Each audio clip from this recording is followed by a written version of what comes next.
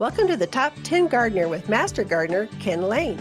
Gardening can be challenging, but with Ken's tips, tricks, and top 10 advice, you'll reap huge rewards. Now, welcome your garden host, Ken Lain. And welcome to this week's edition of The Mountain Gardener. Your host, Ken Lain, here every week, talking about the landscapes of northern Arizona. And Happy New Year, everyone. This is going to be exciting. We've got a lot going on. In fact, I was kind of worried. Spring is on us here at the Garden Center. Of course, we're always a season ahead, at least here in Prescott.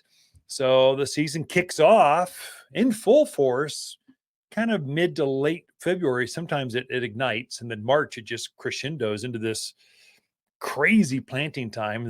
The customer count quadruples, the number of plants tenfold. And so we're trying to gear up for that. It's just days away, a few weeks, and we're here. So it's kind of exciting. New structures are going up, new shade structure. We're going to build a few shade areas just to make it more pleasant to shop and make it better for the plants, healthier. It's all about keeping the plants healthy. And so it was hot last summer, and it was hard to water plants twice a day. Well, this will take the edge off. And so it's be really good. This week's garden column, so it comes out every week. I read a garden column. That's kind of the outline for a lot of what we do. So we break that out and put it through our social media, our YouTube channels, all the newspapers pick up the weekly column. And then, of course, if you're part of the garden club, you get first dibs on all of it and all the embedded links that help you to go see more and find more. Whereas the newspapers, they took all that stuff out. They don't want all that extra stuff. And that's what people are. We're in the digital world, not just print anymore. Help us out. And so I emailed out to customers. And so they've got my desktop to yours right there. And so this week it was on healthier houseplants in 6 steps or less. Between now and really the end of March, you've got a window here of a few weeks where it is time to make your houseplants healthier. This is a time to take a look at them and go, they need to be transplanted. And so houseplants, because they're so limited in their space, once they bump up against the pots, they quickly, within a year or two, they'll outgrow their space and they start to show it. And so they'll get thin and wispy, they get leggy, they stop blooming for some of those blooming plants. And so the roots will start growing out the bottom of the pot. They get difficult to water. You can just tell they aren't the same as they used to be. Those are all indications that I need to be transplanted. With containers, and the time to do that is late winter, early spring. This is when you do before the spring growth starts to grow on them. So right now the days are short. So after winter solstice through about spring. So, spring is, what is that? The 21st of March. So that's kind of your window, your best time to transplant things and take a look. Plus, you gardeners, you need something to do inside anyway, right? It's kind of chilly outside. So transplant your pots. Some experience I've found. If the plant is too big to transplant, some of these big trees, we were at a friend's house, they had a Dracaena or corn plant. It had to be 2 stories high. That's this magnificent house overlooking the golf course. This thing is growing from the floor to the ceiling. It's like a big vaulted, gigantic, beautiful home. And this thing is kind of outgrown its space. They almost time for a new one. Didn't say that, but sometimes you just have to kind of reset. But for them, because it was so big, sometimes if you can't manhandle this or woman handle this, you just take out that top layer of soil. So harvest maybe 2-3 inches of the dirt on top of that pot. You're fully expecting to keep it in this pot, but you're going to add some freshness. So you'll break a few roots. We call that root pruning. That's good. You're going to take some of the old spent soil out of there because plants do use up the vitality of the soil. You're going to add some fresh potting soil. Soils are confusing. So you walk up to the wall of the box store's soils, you're dumbfounded. Oh my gosh. We sell 4 varieties here. One, we make our own potting soil. It's organic. It's got all the stuff you need.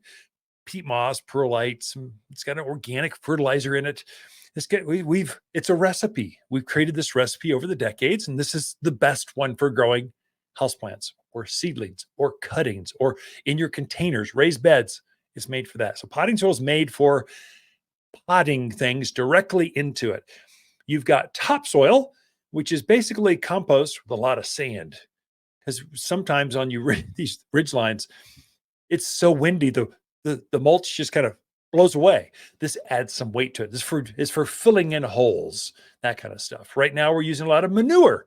So we deodorize our manure. That's the third variety. So potting soil, topsoil, manure, and then mulch. Mulch is, that's the number one seller. Whenever you're planting a new plant, you need to add some compost.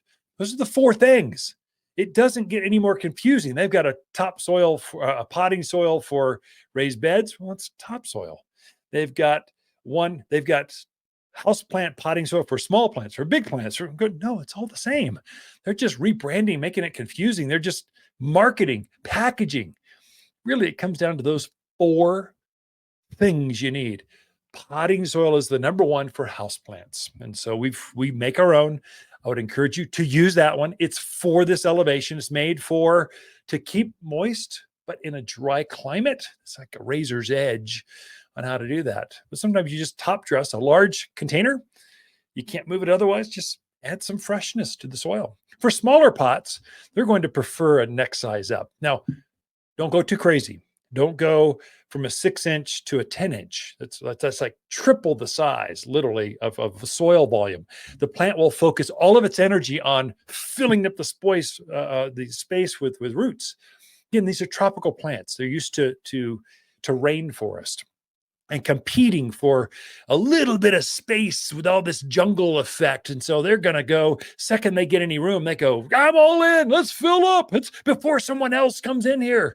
And so they're thinking that way. So help them to not feel that way. Don't give them that much space.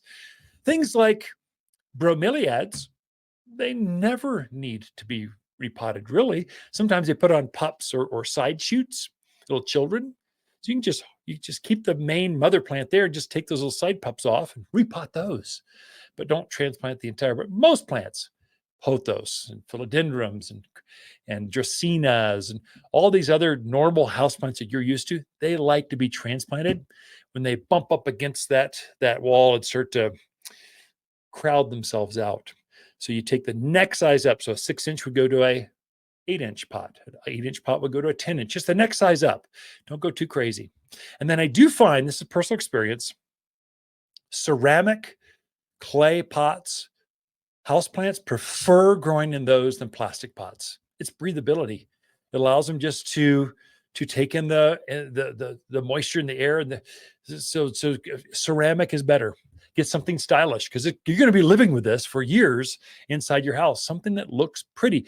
It's worth paying an extra $5 and getting something you just love, because some of these containers are like pieces of art, and that you'll appreciate it, especially if it's on a desk or on a plant stand where you see it. Kind of spending a couple extra dollars for a really pretty pot, because generally they're smaller. They're not that expensive. So anyway, that's kind of where you're at. And then when you're transplanting, take your new pot, take your old plant, pull it out of the container. Try not to yank it from the stem, because that's hard on plants. Try to nurse it, pull it aside, try to nurse it out with your fingers, roots and all. And then that old matted root, anything that looks broken or rotting or brown, take those things off and try to loosen up the side roots a little bit. It's okay to don't brutalize the roots, just loosen them up. Put them in your new pot and then backfill with some potting soil. Again, potting soil is a secret with houseplants. Try not to, here's a rookie mistake. Do not bury the crown or the stem where the stem meets the soil. Don't let soil touch that. Keep that at ground level or even a little bit above. They don't like soil right against their stems, where you'll get some stem rot. There's some things that happen. And then water it until water comes out, seeps out the bottom of that drainage hole. You do need drainage holes. So houseplants don't like sitting in soggy water. They want to be able to breathe. That's why ceramic is better than plastic. So a drainage hole at the bottom it's a secret. And then water it until water comes out or seeps out the bottom of that. And you've got yourself a repotted plant that'll be good for really several more years to come. So we've got lots of specialty pots, orchid pots, African violet pots. If you need more help with that, we can even help you transplant it. Come visit us here at Waters Garden Center. Be right back after this. As the days get longer and brighter, houseplants can struggle and scorch, but we have the solution. At Waters, we've organized our houseplants from A to Z for the brightest of sunny locations, many even bloom. With experts that know plants and how to make them grow. Shipments of the freshest houseplants in town have just arrived from A to Z and ready for a bright new home.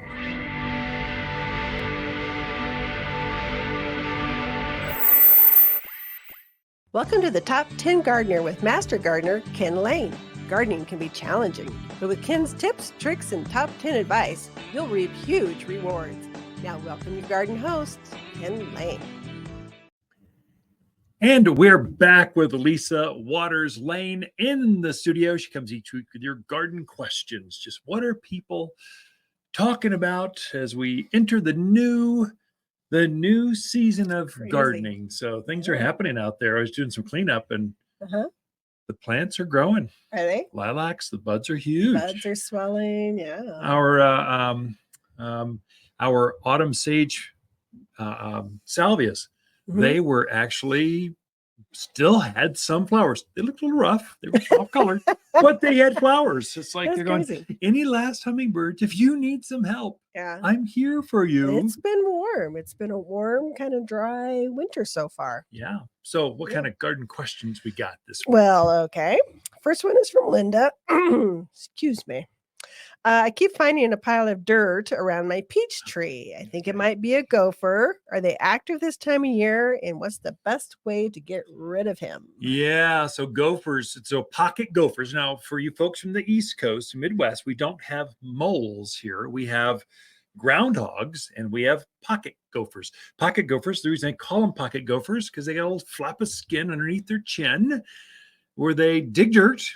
They use it kind of as a satchel. They kind of put it in the skin. They throw it this pocket and they take it up to a hole and they shove the dirt out so they can excavate their tunnel network. They are underground rats. They eat the roots of your plants, your worms, everything that is good in the garden. They destroy. So you don't want them in your garden. So they'll actually do a lot of damage during the winter when it's a warm winter. Right. And it's been warm. So the ground is not frozen, even at the higher peaks, maybe just for a moment, and then it thaws during the day. So they're up and they're active. As it gets really cold, hopefully we'll see some cold. They'll burrow down deeper and kind of hibernate down deeper than that 3, 4, 5. I've actually seen gopher holes 6 feet down in the ground so they can hibernate where it's warmer. And so they're taking advantage of your gardens and the sunshine, and you've got something there for them to eat.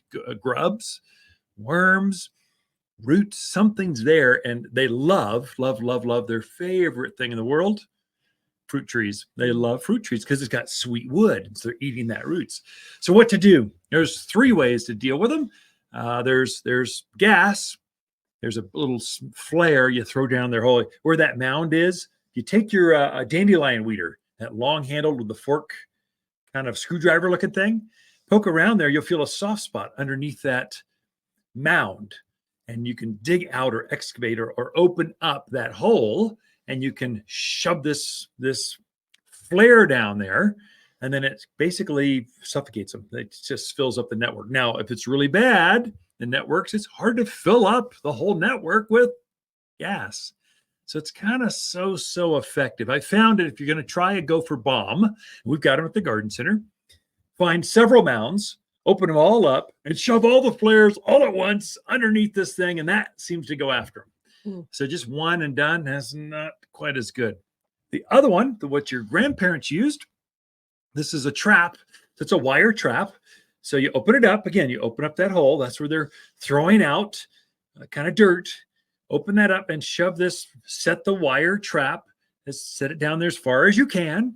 And then when they come up next time, they'll kind of get trapped and get pinned, and it takes them out pretty quick. Not always. It's kind of a gruesome way to go after gophers. It's not for you Marines. You'll love it. It's great. Those with a softer heart can be brutal because it doesn't always kill them instantly. It's brutal.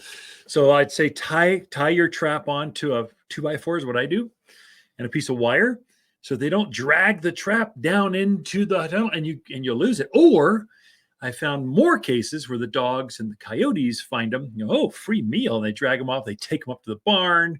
Barn cats will do that. They'll take them out in the field. They just disappear. In fact, I tie them to a board and I spray paint the board like orange, red, so I can find them. It's just kind of school of hard knocks. What generally folks will do, there's a poison.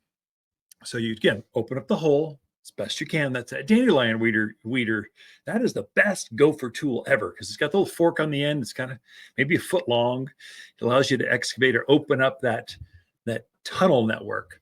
And then you'll take a teaspoon of poison, go as far back as you can, and then dump it back in there. And then the gopher will come up and go, a free meal. Oh, look, they're thinking a squirrel or a mouse or something is storing seed down in their holes and going, free meal, I'll take this. Well, they digest it and it slowly makes them feel sick. So they go back to bed and then you never see them again. So they just they disappear. So that's kind of how you deal with it. There's 3 ways. Again, gas, traps, or bait. Bait, be careful. I'm still finding strychnine out there in the marketplace. This stuff is super deadly. It's dangerous to look at, much less touch. It has a multiple kill rate. So if your cat comes, eats the gopher who eat the cat, it'll keep killing down the line. You want to use, my friends tuned into here, we want to use zinc-based poison. So it's a seed. They've dipped it in some zinc. A little bit of zinc is good for you, but a lot of it makes you not so good. And so there's no secondary kill with that. It's much, much safer. I've heard of falcons, birds of prey, eating a poisoned gopher with strychnine and taking them out. It's just super stupid, dangerous. I can't believe they've not outlawed this out in the marketplace. Yeah, that's odd. But it's the old school. It's the way they used to do it. Probably 15, 20 years ago, we sold strychnine. Second they came out with zinc, I went, okay, this is out of here. Right. I don't want to handle that stuff. So anyway, we can help you out. Come see us. That's more explanation than you need. We'll come help you with more. Yeah. Next. Okay. Next question is from Ryan. He is planting a tree he used for a living Christmas tree. Yeah. He says it has burlap and twine all around the roots. Okay, yeah. Do I remove all the burlap? How do I plant this thing? Good question, actually. So a quick question on big trees, many times really large trees, they got to be in the ground for 10. We've got some that are 12, 15 years old. So they're in the ground forever. We're not going to plant those in a pot and grow them that long in a container. We're going to put them in the ground and grow them like corn in a field. And so then when we harvest those, we dig that root ball out. Throughout the years, we'll root prune it. So you get a fibrous root mass. Or good growers will do that. But when we finally harvest out that plant, let's say it's 6-foot spruce or 8-foot, we've got some beautiful pine trees, junipers, whatever.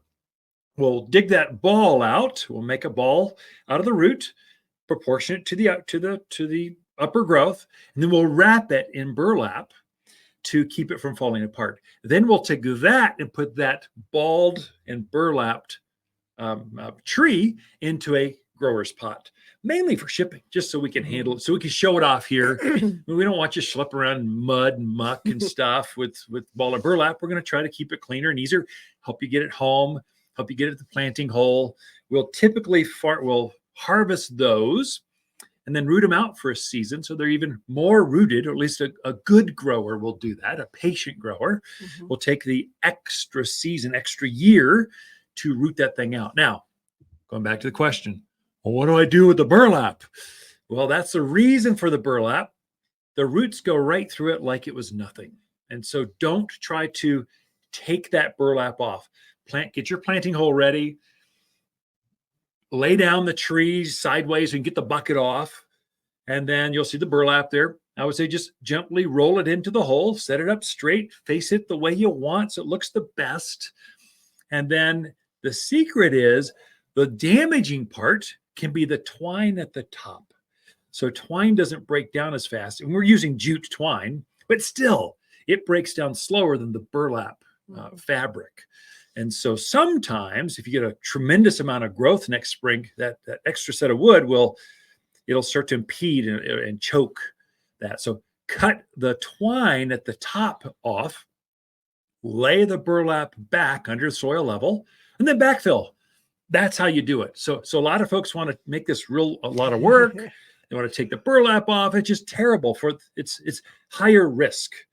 Reduce your risk, keep the burlap on, set it in there, lay it back, and cut the twine at the top off. In fact, if you've had some landscaping recently, you might walk your yard and make sure that twine is not still wrapped around that trunk area. Anyway, that's how you deal with again, we've got a planting guide. Come talk to us. We'll walk you right through it and show you some examples. We can help you. Definitely. Great questions this week. Good start of a new year. So Ken and Lisa Lain, the Mountain Gardeners, be right back after this. Not everyone can grow wildflowers, but we'll make sure you're not one of them. At Waters, we know which wildflowers sprout, thrive, and bloom with success. We're wild about wildflowers with many of our own Arizona blends. Like our Arizona native mix, butterfly and hummingbird mixes, and all are big, bold, and beautiful. At Waters, we know wildflowers, and winter's a season to spread new seed.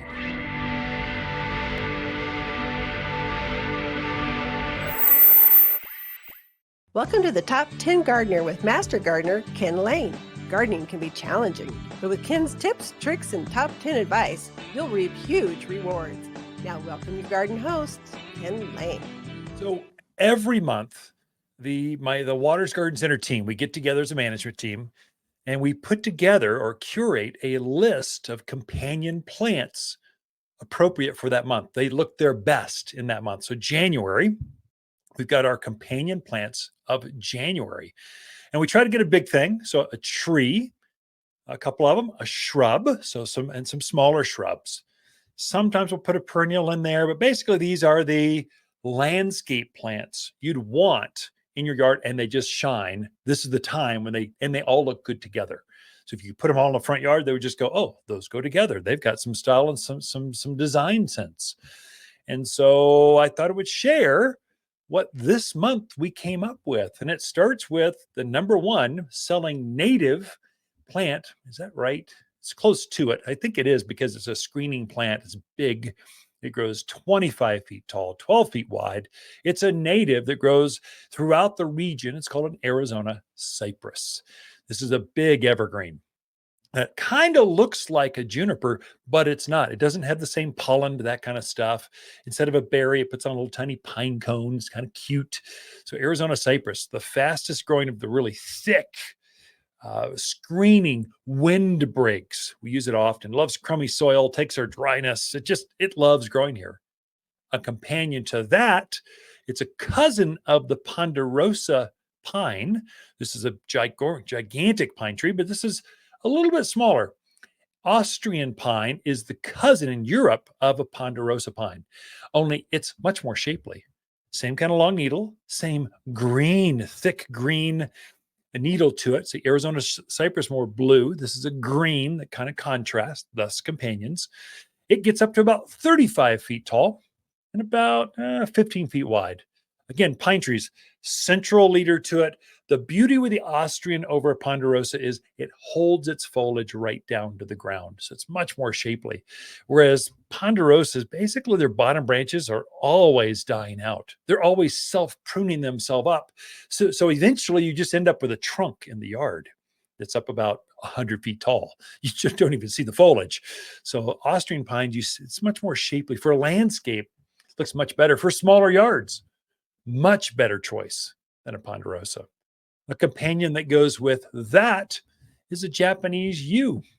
This is an evergreen conifer. Again, we've done 3 conifers in a row. So Arizona cypress is a conifer, an evergreen with the needles. Austrian pine is that way. And then Japanese yew is actually, a lot of folks think of that as a shrub, but it's actually a conifer. So there's 2 types. There's a real tall one. So yew is, it's called Hicks yew. It gets up a couple stories tall, but not very wide, so maybe 6 feet wide. And then there's spreading yew. So if you need more of a shrubby kind of thing around that back patio, you want something green, you want to be able to hedge it up and it kind of looks good together. Yews are more of a shade lover, so they'll take some sun, but in that peak of June, they don't want to be out there in the middle of the day. They want to be more protected. So on the east side of the house, the north side, this is where you use Japanese yews.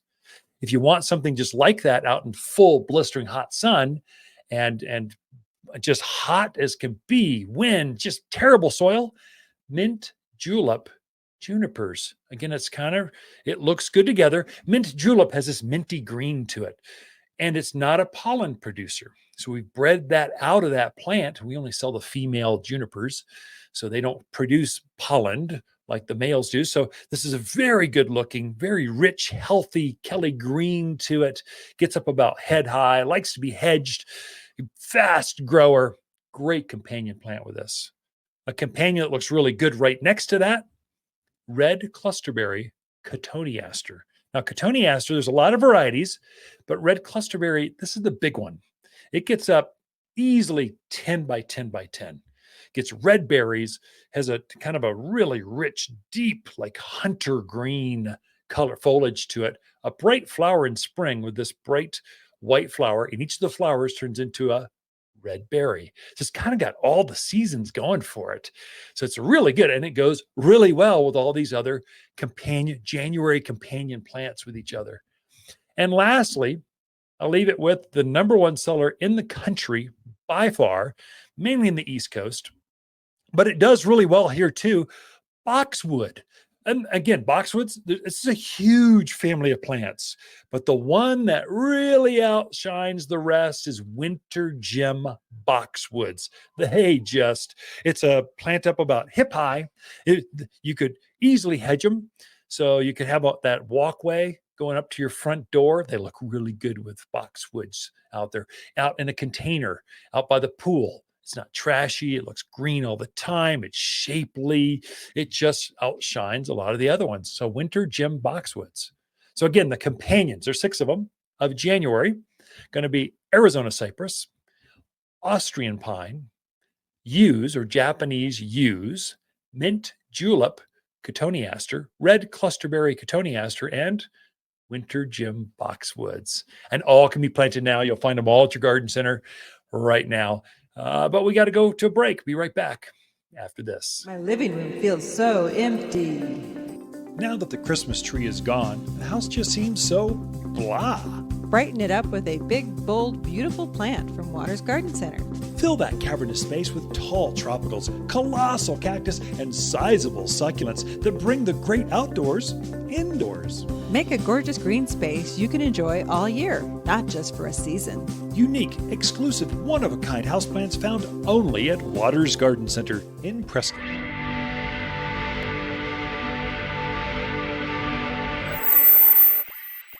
Welcome to the Top 10 Gardener with Master Gardener Ken Lain. Gardening can be challenging, but with Ken's tips, tricks, and top 10 advice, you'll reap huge rewards. Now welcome your garden hosts, Ken Lain. And back in the studio, Lisa Lain comes in each week and just shares her garden tips just from a different angle. I think there's value. You get 10 gardeners in a room. You're bound to get about 12 or 15 different opinions or ways to do things. And so I think there's value. That's part of the reason that gardening is so social. So it's a group effort. It's not something you do on your own. It's something you research. And at any age, no matter how much experience, you never stop learning gardening, which is what I love about it. Welcome, Lisa. Thank you. So what do you got for us this week? What's going on in your garden? Well, so we've had a very nice, pleasant winter so far. So we have some windows that face out front in our yard. And I was looking out the windows the other day, and there were just, I don't know, at least maybe dozen or more little finches, little birds out there in the front yard. Sure. And they were just as busy as could be and happy as could be. And then later that day, I was looking because we have a little fountain there. Yeah. So look over in the fountain, which is running because it's underground. For the we keep birds. it running through the winter.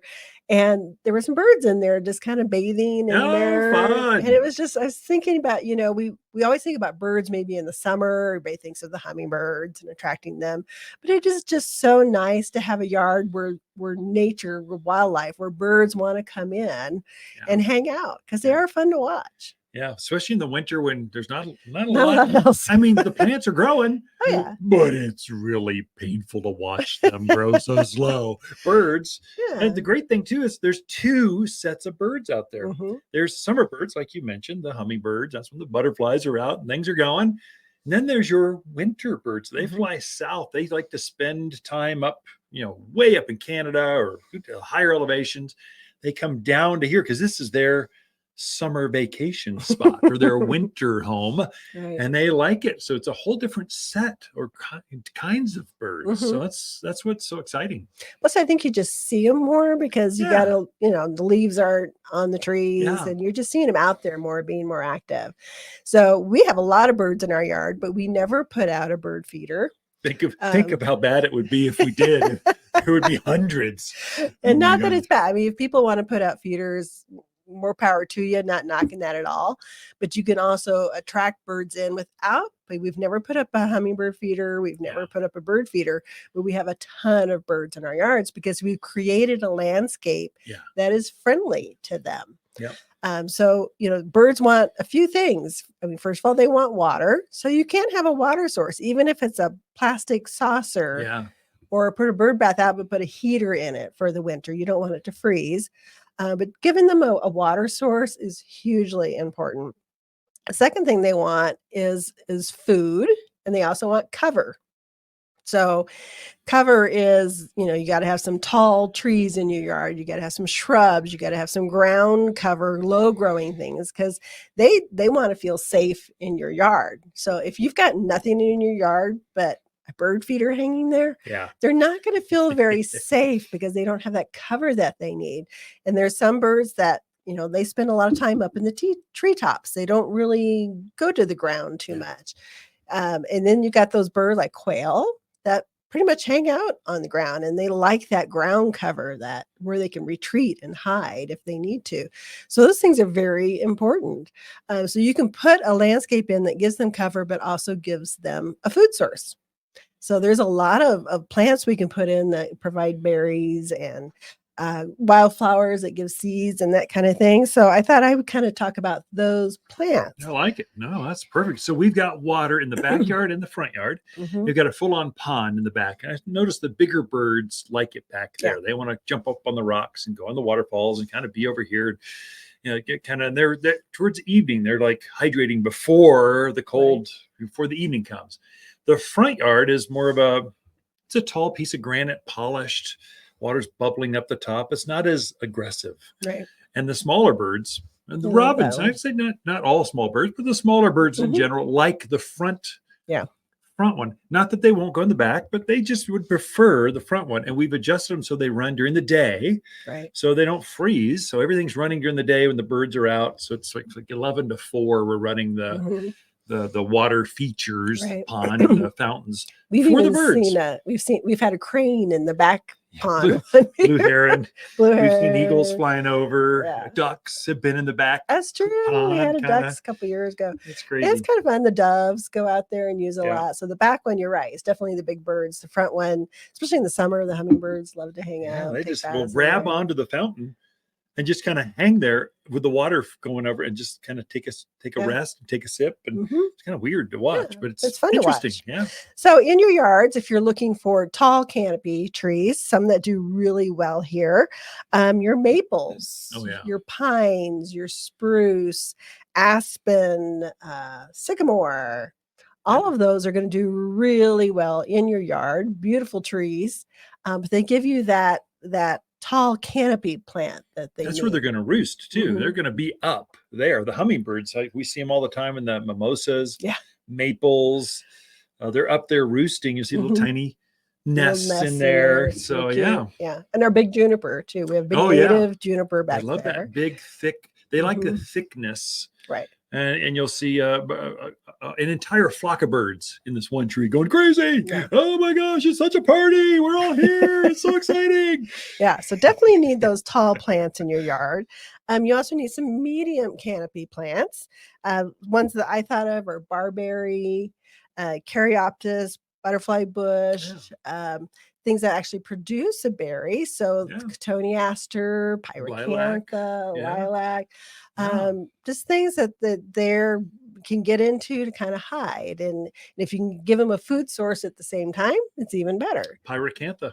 I said Bleach. pyracantha. Oh, you did. Sorry, I missed it. I was trying to help you think of others. We got 2 acres of garden centers. There's nothing but plants that are medium sized. We can I help have you to with say that. my favorite class of plants for this would be your cotoneasters, because Yeah. there's some tall ones that get about 6 foot. Gray leaf gets about 4 foot. There's some low growing ground cover ones. Yeah. So they kind of, and they're animal resistant as far as deer and bunnies and that kind of thing. But they also give a really nice berry, which is really pretty. So those are good. Oregon grape holly Oh, good would choice. be That's a another one native. I thought Sure, of. natural one. Yeah. Sand cherry, serviceberry, sumacs, another good one. So if you've got native scrub oak, I think I would kind of Oh, yeah. put in there too, I because would. that's a great native, doesn't take anything really to take care of it. Yeah. And the birds love it. So you don't have to clear everything off your property. You can leave some of that native stuff in there and make the birds happy as well. Then your low growing plants. So we have Salvia gregii, we have Gaillardia, dianthus, Russian sage. Russian sage Yeah. is another really good Dwar- one. the dwarf lilacs. So the repeat blooming bloomerangs. Got those. Yuccas. There's a bunch. Oh, there is. And so even in the summertime, you can do a lot of annuals, your sure. zinnias, things like that the They birds would love to come that. in. So in like this time of year, so back at your office, you had a bunch of wildflowers growing, but we cut them down, but we left kind of the seed there. Yeah. So that gives the birds something to eat. Your grasses are excellent for those winter birds because they're eating the seed heads. So you can put a lot of things in to kind of naturally encourage those birds into your yard. Did you notice in the backyard last week, we had a pair? There's 2 roadrunners working the wildflowers back here. Really? They must be eating, I don't know, seed or wow. grub, something. They're out there. Something's back there for them. Oh, they're loving it. They're just camped out. They're up on the fence. They're looking at the corral. It's kind of fun to watch them tag team. I didn't see them. I'll have to keep my eyes out for them. Yeah. But it is fun to watch all the little birds come in and kind of just make their home your home. Make your home their home. Yeah, that's right. It's pretty easy. Right. So I think the main thing is, and I'll get in my soapbox again because it drives me bonkers, and I get it. People move here, they retire, they want more of a low maintenance yard. But if you have nothing but rock and a one tree in your yard, and a boulder. Gotta have the boulder. You're really not encouraging nature. You're not, and you're missing out because you're not encouraging that. You're missing one of the more beautiful things in life, which is watching nature. We are surrounded. We're on the flight path. So we are on the migratory pattern. So Lisa, thank you. How to attract more birds. We've got this handout at the garden center. You want it. It's like 3 pages of just plant recommendations, what Lisa just summarized. Come in. It's free. Love to chat with you about how to do that. Getting more birds in your yard. Be right back with more after this. As the days get longer and brighter, houseplants can struggle and scorch, but we have the solution. At Waters, we've organized our houseplants from A to Z for the brightest of sunny locations, many even bloom. With experts that know plants and how to make them grow. Shipments of the freshest houseplants in town have just arrived from A to Z and ready for a bright new home.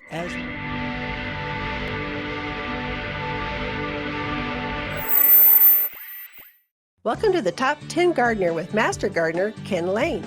Gardening can be challenging, but with Ken's tips, tricks, and top 10 advice, you'll reap huge rewards. Now welcome your garden host, Ken Lain. As promised, I've got a list of the best landscape shrubs you could put in the yard any time of the year. So now this is the top 10 list. So I don't have them all at the garden center right now. I've got most of them, but some of these are seasonal rotations and they're starting to be shipped now. So we've got our first tree order starting to harvest. We'll have that here in a couple of weeks. So we're starting to fill up the garden center of spring this year. It takes a while. It takes hundreds and hundreds and hundreds of plants to pull that off. But this is just the shrubs. This is the ones that outshine the rest. The ones as you walk your neighborhood, you're going, whoa, I want one of those. And you got to start with number one. This is not really an order of popularity, just alphabetical. Barberry, B. Barberries, there's all kinds of varieties. There's yellows and reds, and there's tall ones and short ones. There's spreading ones. Barberries love the wind. They've got a flower to them. They're a pollinator. They got a lot going on for them. So they like the sun. They like the dryness. They just do really well here. And they're fun to play with because there's so many colors. Rose of Sharon. This is the hardy hibiscus. The only one that really grows up here. Well, I guess there's two. Machuto's hibiscus. It's a perennial variety.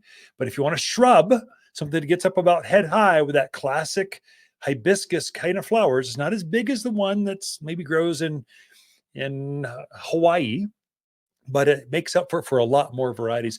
You can have a lot of varieties. There's blue varieties of hibiscus, Rose of Sharon.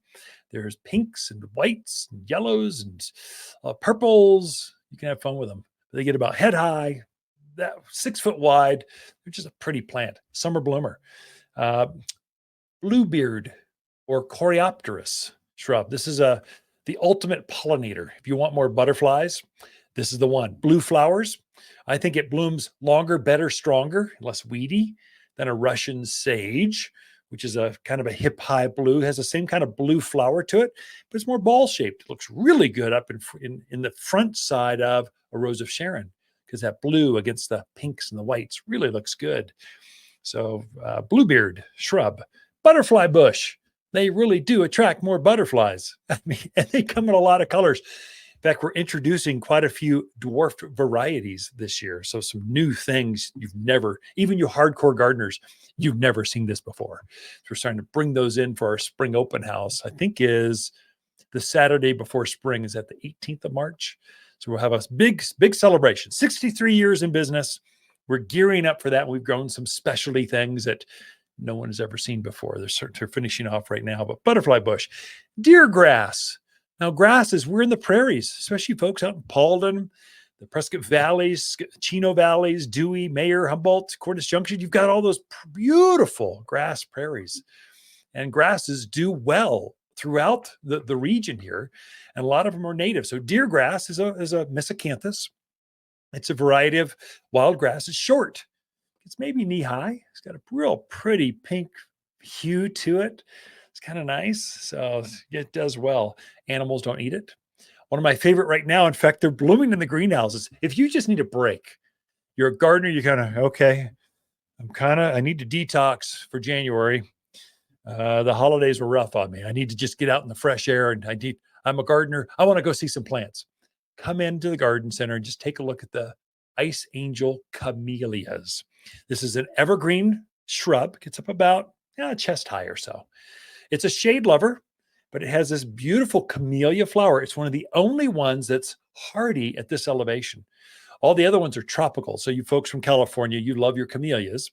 Well, this one you can grow up here and it will survive our winters. This has got plenty of antifreeze in it where I've had hedges of camellias. They are striking, but they're a winter, very early spring bloomer. Great plant for here. Good. They go well with yews, hollies, that kind of stuff. One that's similar to that grows out in the sun, it's a native, is silverberry, gilded edge silverberry. That's the common name. So Ellie Agnes is the Latin name. So Ellie and Agnes, put those together. You've got Ellie Agnes or silverberry.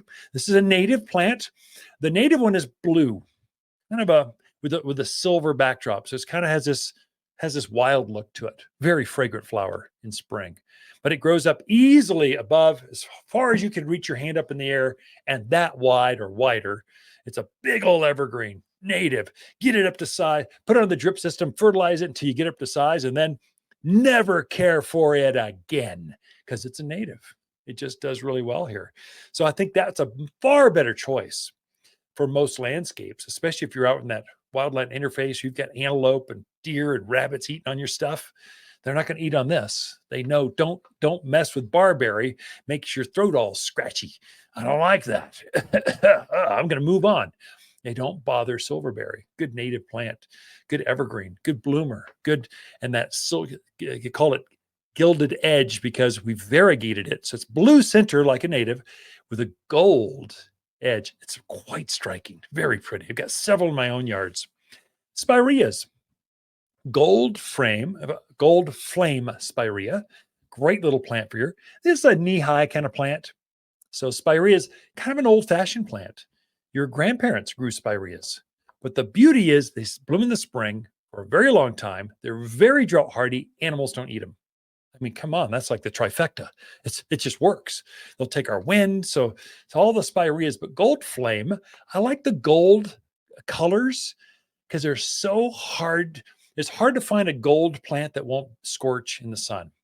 But barberry and spirea, they're so robust, they'll easily do that. And now you can put that into that chocolate rock or in your yard. So it's the darker colored mocha rocks. So it's kind of the thing this year. Next year it'll be pink or red or who knows what, white. But right now it's the dark colors. And so blue and dark green colors, they're hard to design with that. But the bright yellows, oh, it's quite striking. So gold flame spirea. Grow low sumac. Again, another native. This one grows not quite knee high, spreads out across the yard, good at holding hillsides down, but it's a true native. I mean, it's true. It's one of the first you saw a low growing plant back in autumn that was red and orange in color out in the forest. That was low grow sumac. You can grow that yourself. You can plant it and go, I want some more natives back here. And they're quite striking. So good plant. Lavender, herbs, rosemaries, all this thyme. I've got all these herbs. Herbs do wonderfully up here, but lavender specifically, knee-high, gray to blue foliage to it, has a purple flower. It's so fragrant, so pretty. And the only way you're going to kill lavender is if you overwater it. It wants to be dry. I mean, like bone dry half the time. Like forget to water. You're watering your roses, don't water the lavenders. You're watering your dahlias, don't water the lavender. And it will thrive for you. It's just a good plant for your Salvia gregii or autumn sage. This was probably a number one seller at the garden center, at least the last few years. It's a knee-high plant. And the reason is it blooms a long time, April through October, November. It's easy to maintain. It just kind of stays a little ball shape. You give it a haircut now through February, just kind of quick trim, fertilize it, and it just blooms all the time. Hummingbirds love it. So I got a little red flower. But we're also introducing a new purple variety and a new apricot. So we're trying to and a new pink. We've got 3 new colors coming out this year. You'll find here at Waters that we'll be the only ones that have it because it's just a striking plant for here. Mock orange smells like oranges. You folks in the Midwest, you know what mock orange is. Head high plant. It's a companion with lilacs, which is also on the list. So a Machuto's hibiscus. This is the perennial. It's a perennial, guys. It resets underground, comes back fresh up to about hip high, and it has the traditional hibiscus, like tropical size. It's bigger than your hand. It's really pretty. You folks from the South, they call it the Confederate rose. So that's another name, depending on where you're at. Now I'll leave you with Nandina or heavenly bamboo. This is a great plant for winter because it just looks good all the time. And there's your 17 or so shrubs of the Mountain West. Be right back with more after this. Not everyone can grow wildflowers, but we'll make sure you're not one of them. At Waters, we know which wildflowers sprout, thrive, and bloom with success. We're wild about wildflowers with many of our own Arizona blends. Like our Arizona native mix, butterfly and hummingbird mixes, and all are big, bold, and beautiful. At Waters, we know wildflowers, and winter's a season to spread new seed.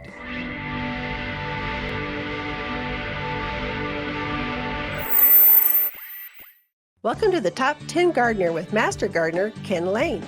Gardening can be challenging, but with Ken's tips, tricks, and top 10 advice, you'll reap huge rewards. Now welcome your garden host, Ken Lain. So I've mentioned a lot of plants. Lisa mentioned a lot of birding kind of plants. It can be overwhelming. I know some of you are driving, you're in the kitchen, you're doing a shop project, you're out and about, you don't have pen and paper. if you want to research plants, we are trying to hone this thing in and get better and better every year. This technology stuff is hard to keep up with because it's always changing. You get it down, and then they change the algorithms or something on you. But our plant, we were trying to show off the plants online. So you can see the inventory that is showing up here at the garden center from your desktop, from your phone, from wherever. Or we really like it when you come in and visit. So we can walk through, we can guide you through. Let me show you that. It's over here. But if you want top 10 plants, that's the number 10plants.com. That's our landing page for our shopping cart, our online nursery. You can take a look, and every day we update the inventory. So we're uploading this so you can see it's active, how many units, what size, the price, but mainly it tells you how big they grow here, how much water they need here. So you check Google, you get all kinds of crazy stuff. We're actually isolating that and modifying it so you can research and do your homework so you know how big it's going to grow here, because they're a little smaller. The dryness dwarfs things by about 20-25%. So your maple trees, they're not going to get as big here. The leaves may be a little smaller, but we can tell you if they take the wind, how much water they're going to need, whether they're native. All of that is on each plant. We're trying to isolate that and get very specific for here, this central highlands area, this Sedona to Prescott, Kirkland to Hillside, Cordes Junction, Prescott Valley, Chino Valley, Paulden, even all the way up to Seligman, I would say Williams, all this area, this higher elevation of Arizona. We're trying to be very specific for that. So top10plants.com. You'll hear that reference all the time. We're trying to get better at it. And then if you could do me a favor, if you tuned in and you're listening to the podcast, so we've had over 800 downloads last month on Apple alone, much less Google and Spotify and all the others. But we really benefit if you could subscribe or make a comment. That's the best. Oh my gosh. You can make a comment, go, hey, I love the top 10 idea, or the plants that attract birds. Boy, they all of a sudden go, oh, they're interacting with their customers, and they bump you up in the ratings. So our goal is to have the podcast, the streaming, have more ways to listen to this particular show throughout the week. And so we're trying to upload a piece of this every single week. And then you've got the radio stations broadcasting all over Northern Arizona. So we're trying to get better at that. But you could help me out a lot just by either subscribing or making a comment at the bottom, no matter the platform. But it seems like Apple is trending. Spotify's right next to that. And then it's everything else. Oh my gosh, everyone's all over the place. And then I'll invite you. Next week, we start our garden series. So our garden classes for the spring start next weekend. And so they're free. They're at 9:30. We'll have it in the back of the greenhouse. We can turn the heaters on if it's cold. We can control the environment, bring a wrap or something, bring a donut, cup of coffee. But they're free. We're going to start with houseplants, and then how to design, and then wildflowers. You can take a look at the entire series at watersgardencenter.com. And you'll see a big classes button right up there on the front. So take a look, come join us. It should be fun. You need some fresh air, some sunlight. Come out and hang out with some other gardeners. Throughout the week, Lisa and I camp out here at Waters Garden Center, and we love talking to fans of the show. My living room feels so empty. Now that the Christmas tree is gone, the house just seems so blah. Brighten it up with a big, bold, beautiful plant from Waters Garden Center. Fill that cavernous space with tall tropicals, colossal cactus, and sizable succulents that bring the great outdoors indoors. Make a gorgeous green space you can enjoy all year, not just for a season. Unique, exclusive, one-of-a-kind houseplants found only at Waters Garden Center in Prescott.